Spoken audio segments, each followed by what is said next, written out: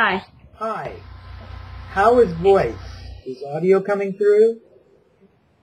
Yes, we can hear you now. Okay, let's hope. Agneta isn't here yet, so we have to start without her. But you can pass on my my best wishes to her. Yeah.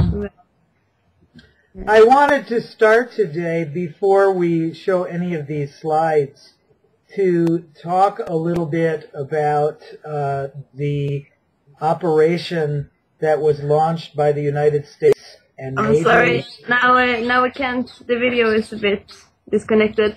I'm gonna hang up and I'm gonna try to get someone to. Okay. Right. Okay. Okay. And now it's working. Okay. These things come and go. So just always stop me if you think something is breaking up. Okay? Yes. Okay. Yeah. In March, on the very anniversary of the attack on Iraq, the United States and NATO launched Odyssey Dawn, the operation to bomb Libyan air defense radar sites, and then later Libya military targets. And it was not very well known at that time that this was the first time two different commands of the United States military had been used.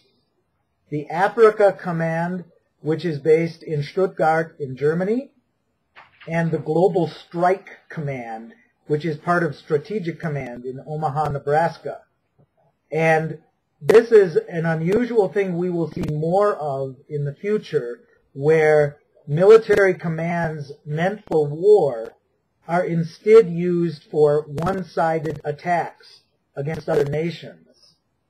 That is why I put this slideshow together and I called it Near War, because a couple weeks ago, when President Obama in the U.S. was having arguments with Congress about the War Powers Act, he said, "We are not at war with Libya."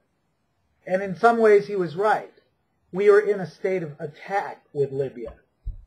And the problem is that there are many lies and myths and strange tales that are told about the state of near war.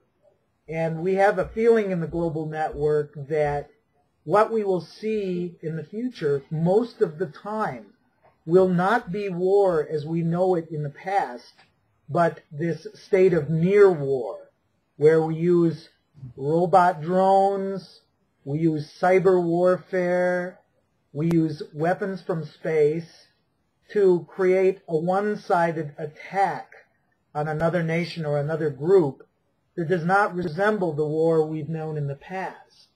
And so these little set of slides here today, I hope to get through them in about a half an hour so that we have some time for questions and whatnot. We'll talk about what people don't know about near war and the mistakes they have in thinking. So if we want to start the slides, that might be easier than trying to keep a video image of me on screen, and I'm not very interesting. Okay, we're going to start the slide? Yeah. Yeah? And we can go right to the number 2 slide with the picture of the woman Air Force officer. Yep. Yep.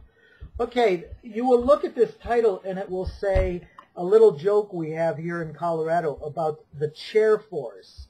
And what we mean by this is that the pilot of a fighter jet is an endangered species.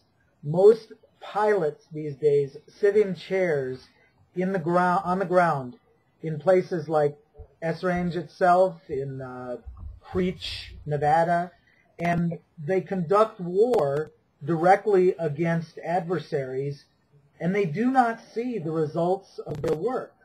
The drones will attack someone, and the person using the joystick or even an iPhone to launch an attack against someone no longer sees the victims of that attack.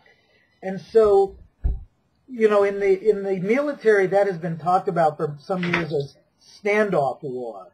And many of the aerial bombings that used human pilots were called standoff war as well, because the bombing took place many miles from where the airplane was flying, and the pilot of the plane never saw the victims of that bombing attack. And now that everything is turning to drones, this standoff war has become very, very common. Now let's go to the next slide with the picture of the space. Yeah? Yeah? The This space is a very unusual picture here because what you see here is a satellite that many people say does not exist. This is not a real satellite, but it is very real. It is an example of what is called the Advanced Orion satellite with an antenna that is larger than 2 soccer fields unfurled in space. And satellites like this one monitor our phone calls and our emails 24 hours a day and 7 days a week. And it is these kinds of satellites that are very, very central to the work of Esrange, of Fauske, of Bardu. Am I still coming through okay on the audio? Yes.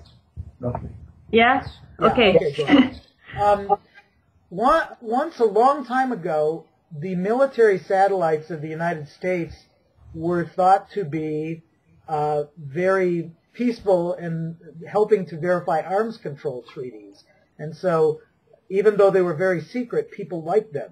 But what happened after the Cold War, beginning in the 1990s, is that most of the military satellites from the U.S. government became used for the purpose of aggressive war fighting. They were no longer used for stabilizing arms control purposes. And the United States government said this very clearly, that these are war-fighting satellites. But the impression many peace activists have and many people in the arms control community have is very different. They still think, well, maybe this is useful in arms control. Not most of these satellites. When satellites are controlled from ground stations at Menwith Hill, at Esrange, Bardo, everywhere else, they are used for war fighting. And in fact, since the first Gulf War of 1991, every war the United States has been in has been called a space war because the use of satellites has been critical to domination of the battlefield. And that is why these facilities inside the Arctic Circle in Scandinavia are so important to oppose, because they are used in war fighting. Now let's